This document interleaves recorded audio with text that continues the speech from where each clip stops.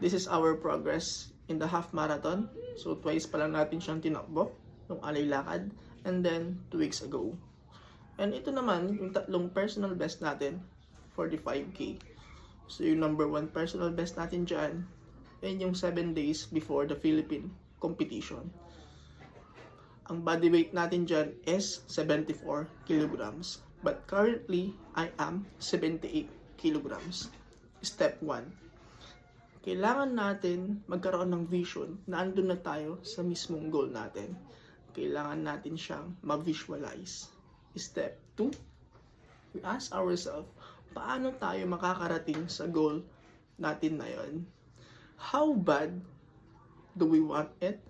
At ano yung mga bagay na kailangan nating i-sacrifice or willing nating i-sacrifice para makapunta tayo sa goal na yon. Number 3, insert hard work, push your limits, stay disciplined, and we have to wake up consistently. Step 4, just enjoy the journey, just enjoy the process.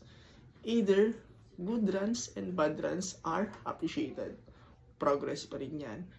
And of course, we have to celebrate every small wins until we have a big one.